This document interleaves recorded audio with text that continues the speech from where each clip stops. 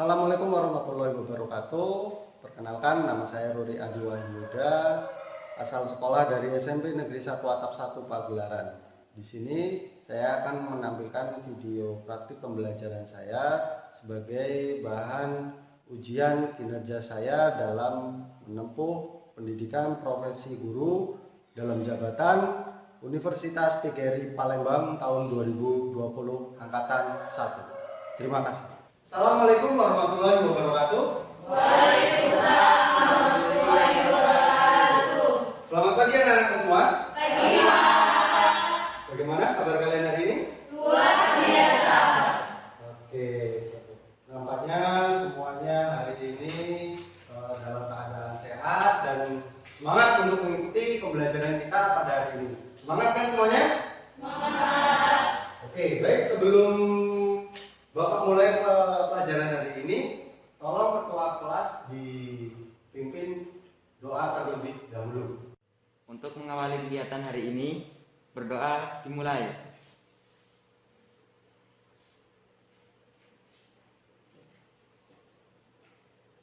Ya, selesai. Alhamdulillah, semoga kegiatan kita pada hari ini dapat berjalan dengan lancar tanpa ada kendala ataupun halangan suatu apapun sampai dengan nanti pembelajaran kita selesai. Oke, untuk selanjutnya akan Bapak cek kehadiran kalian. Ada yang tidak hari ini yang tidak berangkat? Ya. Ya, nampaknya semuanya berangkat dan tidak ada yang tidak hadir. Berarti tandanya siap mengikuti pembelajaran kita pada hari ini. Oke, untuk selanjutnya akan Bapak berikan atau Bapak tampilkan sebuah motivasi, jadi untuk membangkitkan semangat kalian untuk belajar dan terus belajar. Ya, di situ ada kata-kata yang sudah Bapak siapkan. Itu bunyinya, masa depan adalah milik mereka yang menyiapkan hari ini. Jadi masa depan kalian, apa yang akan datang terhadap diri kalian, yaitu kalian tentukan pada hari ini. Kalian belajar, ke depan kalian akan menjadi seperti apa, kalian akan menjadi orang yang seperti apa, dan bagaimana kehidupan kalian ke depan, itu kalian persiapkan pada hari ini. Jadi fungsinya kalian belajar pada hari ini itu untuk mempersiapkan diri kalian ke depan. Jadi itulah makna dari motivasi yang kata-kata motivasi yang ada di depan. Masa depan adalah milik mereka yang menyiapkan hari ini. Jadi kalian harus semangat untuk belajar, dan belajar. Sebelum kita ke materi hari ini, ada yang masih ingat materi yang sudah kita pelajari pada pertemuan yang lalu? Saya, Pak.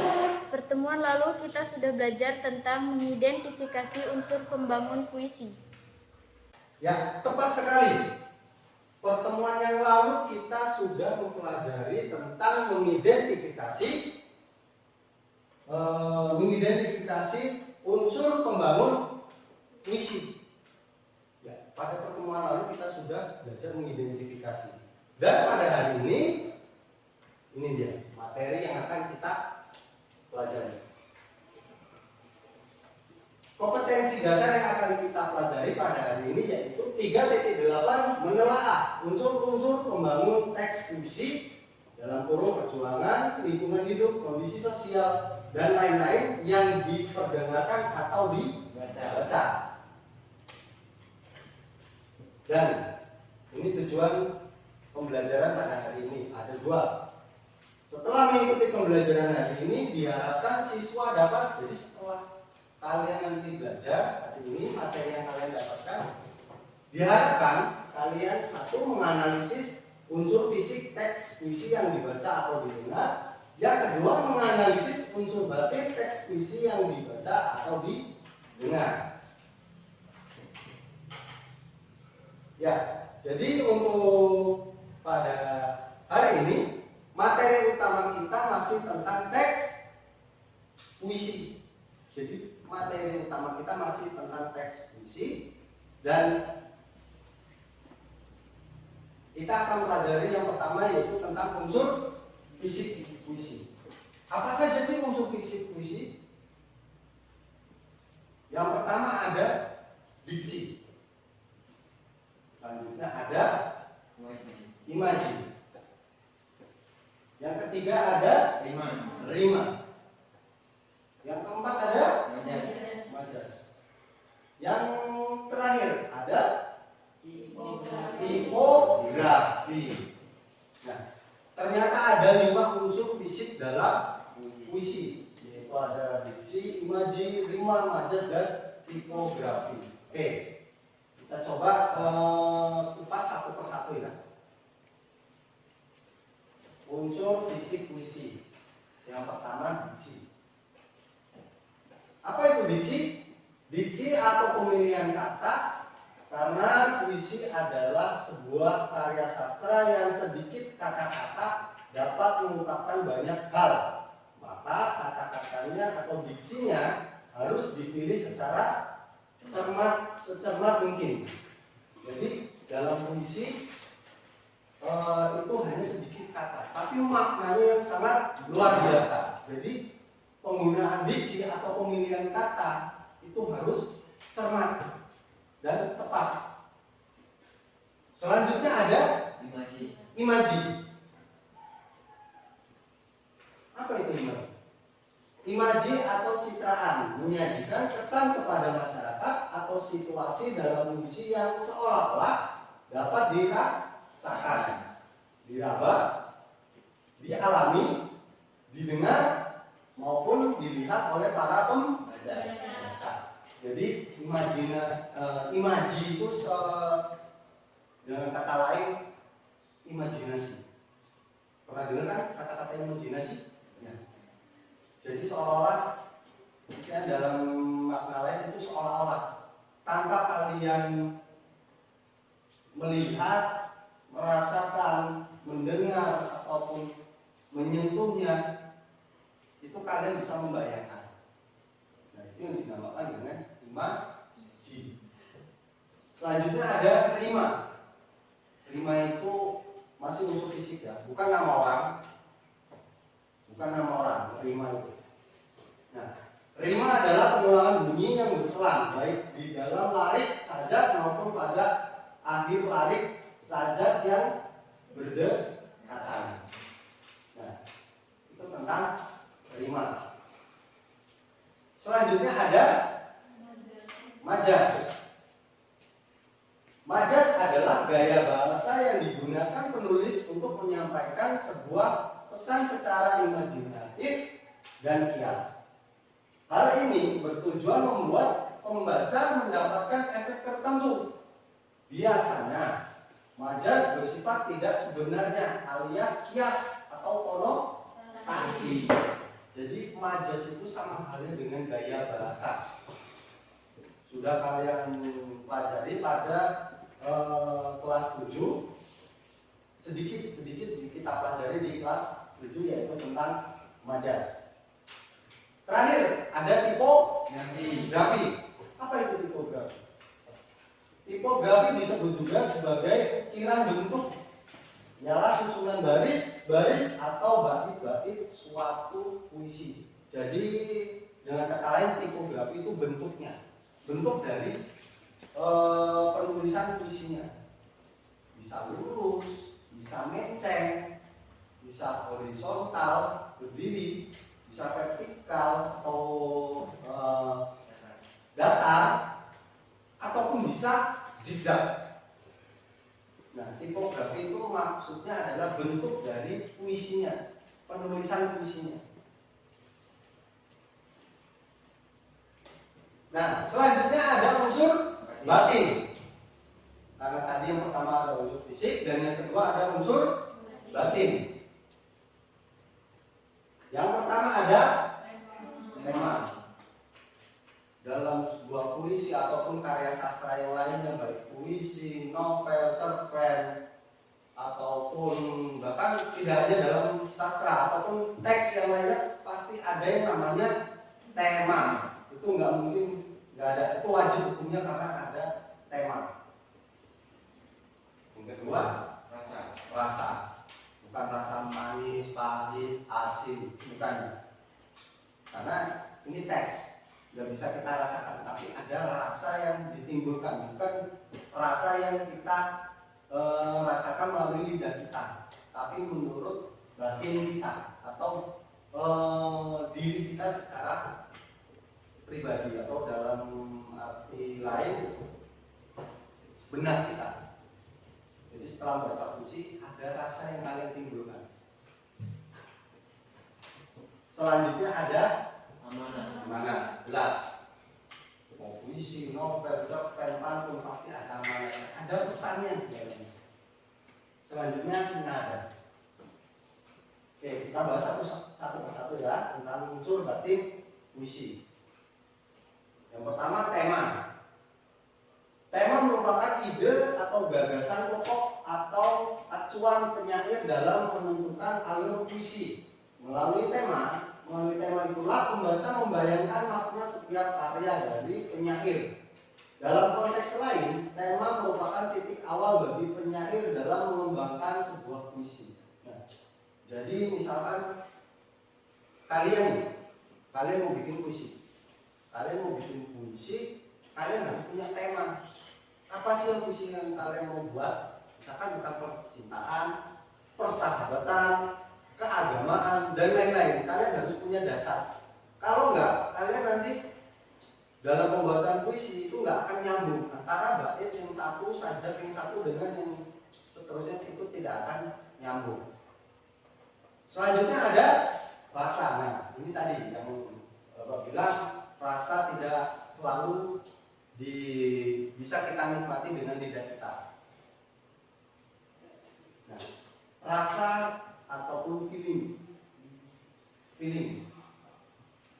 yaitu sikap penyair terhadap pokok permasalahan yang terdapat dalam puisinya.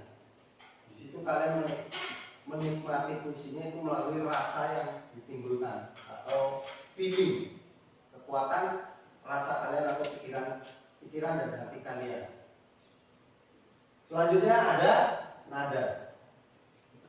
Nada ialah alunan lembut, keras, rendah atau tinggi yang terhasil daripada berbagai jenis bunyi dalam sebuah sajak yang berhubung erat dengan perasaan, pemikiran dan sikap penyair yang diungkapkan dalam puisi. Jadi nada atau intonasi kalian dalam membacanya. Membaca puisi itu berbeda dengan membaca teks. Jadi beda antara membaca puisi dengan membaca teks. Kalau misalkan teks datar kan nada kalian lurus, istilahnya biasa aja. Tapi kalau dalam puisi itu ada nada, ada istilahnya intonasi yang naik turunnya. Selanjutnya yang terakhir itu amanat. Ya. Amanat, pesan atau nasihat merupakan pesan yang ditangkap pembaca atau pendengar setelah mendengar pembacaan puisi. Amanat dirumuskan sendiri oleh pembaca atau pendengar. Jadi apa yang ditangkap kalian atau pesan yang kalian dapatkan setelah kalian membaca ataupun mendengar puisi, itu yang dinamakan dengan amanat. Oke, sampai di sini ada yang ingin bertanya? Boleh salah satu ataupun yang masih belum paham yang ingin bertanya, Bapak persilakan. Saya Pak, saya masih belum paham tentang majas. Jenisnya apa saja Pak? Bagus sekali pertanyaan dari Fadila, yaitu tentang jenis majas apa saja itu. Nah, majas itu sebenarnya sangat banyak sekali, sangat banyak, dan akan Bapak tampilkan ini sedikit jenis-jenis majas yang perlu kalian ketahui. Pada dasarnya majas itu sangat banyak sekali. Ada, kalau tidak salah itu ada puluhan jenis majas. Oke, akan Bapak tampilkan beberapa jenis.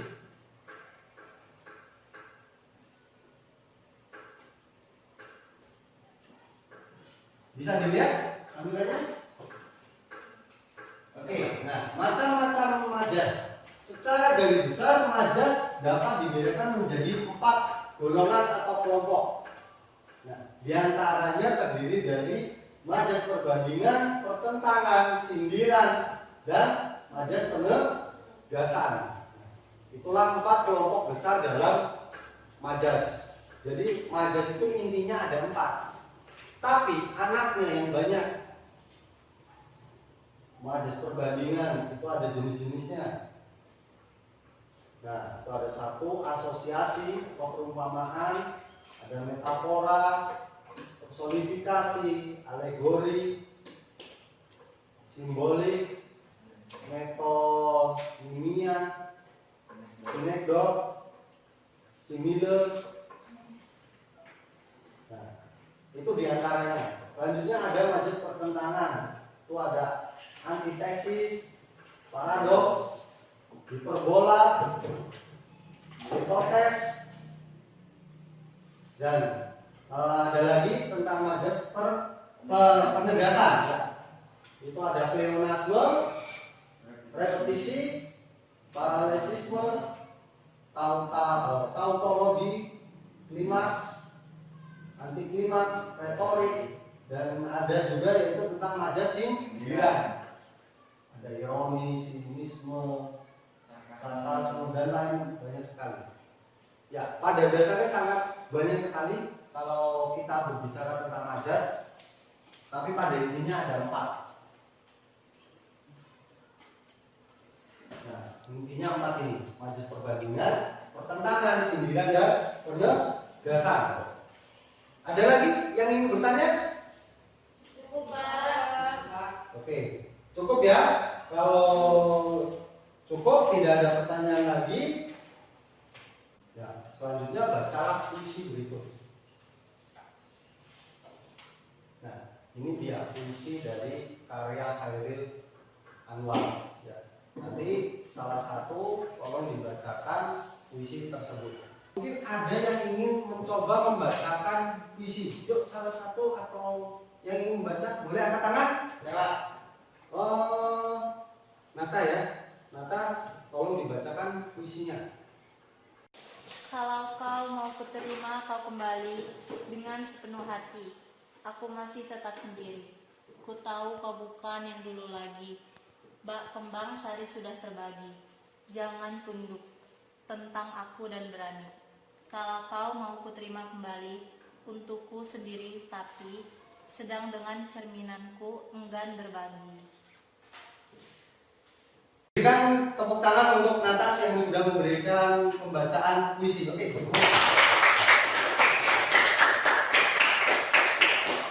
Baik, selanjutnya setelah tadi sudah dibacakan puisi dari penerimaan karya Chairil Anwar, selanjutnya kita akan coba belajar menganalisis berdasarkan unsur fisik dan batin puisi.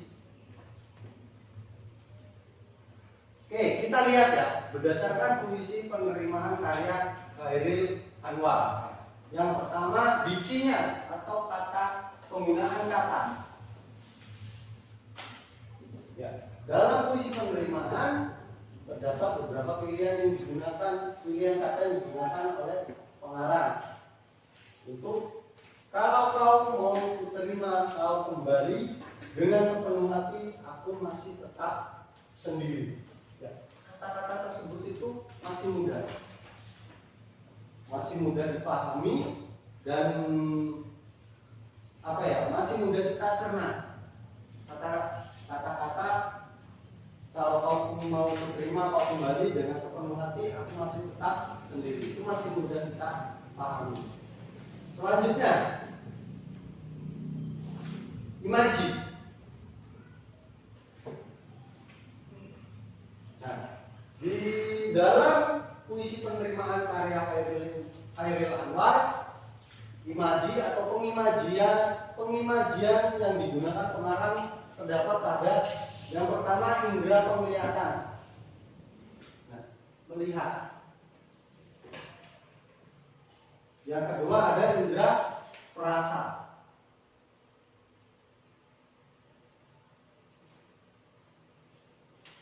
Selanjutnya ada rima.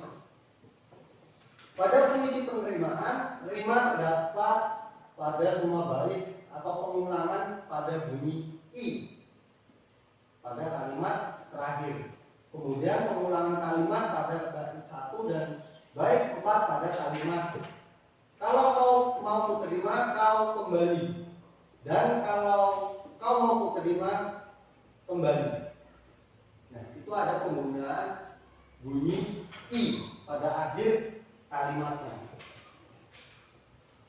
Selanjutnya majasnya. Ini dia. Majasnya. Majas yang digunakan adalah majas asosiasi atau perumpamaan.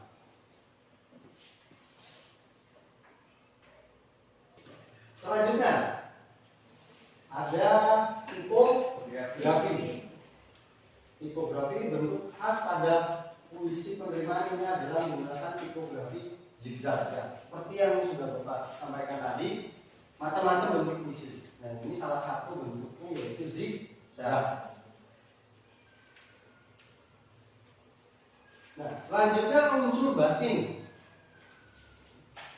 Temanya pada puisi ini penyair mengangkat tema percintaan, yaitu tentang seorang laki-laki yang masih memberi harapan pada perempuan dulu pernah memiliki hubungan khusus dengannya. Nah, istilahnya apa ya? Kalau anak zaman sekarang itu ya CLBK, cinta lama bersemi kembali.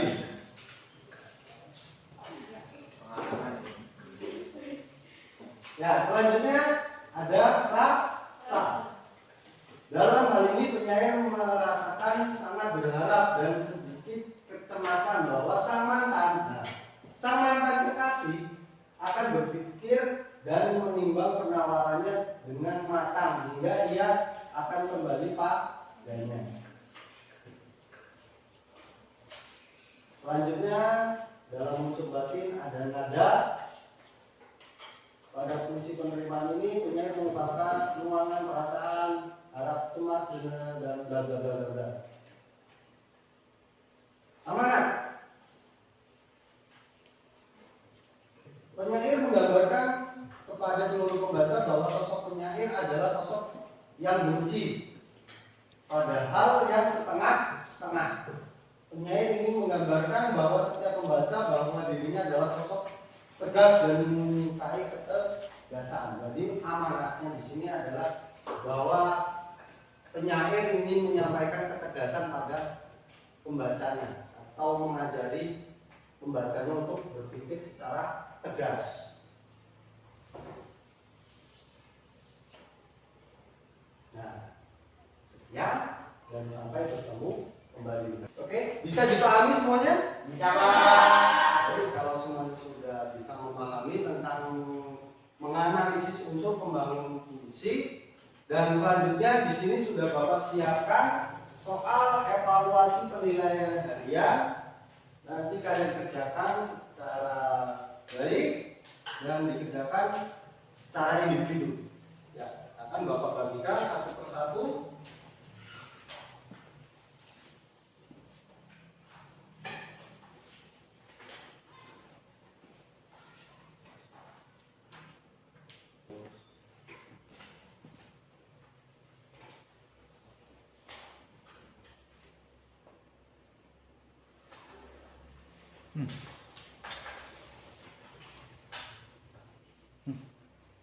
Sudah semuanya? Sudah. kembali soal penilaian ulangan evaluasi hariannya. Oke, dikumpulkan.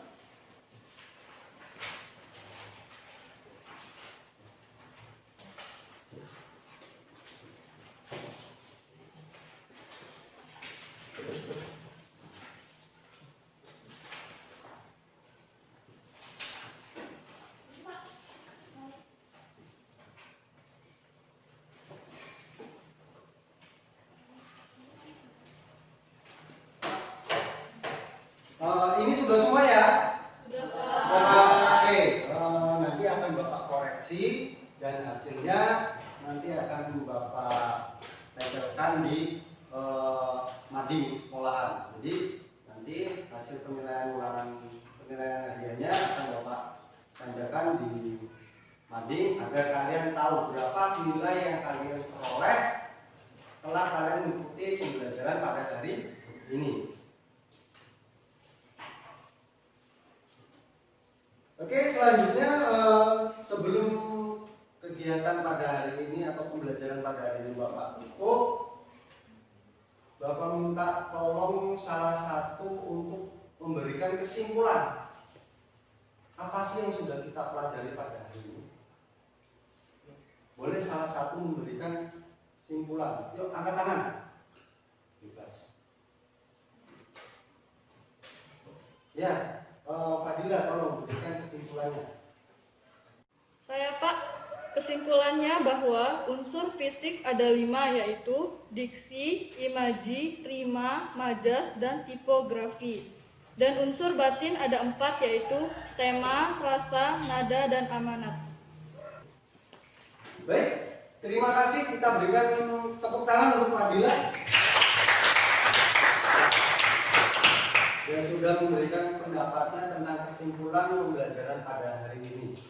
Selanjutnya, sebelum Bapak akhiri, tolong setelah ini ketua kelas dan dipimpin doa. Tapi sebelum kita berdoa, kalian boleh bersiap-siap, dikemasi bukunya.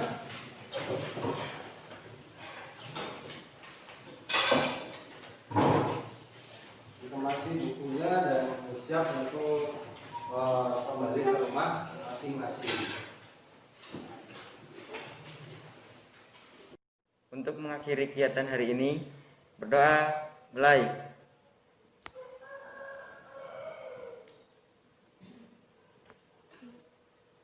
Selesai.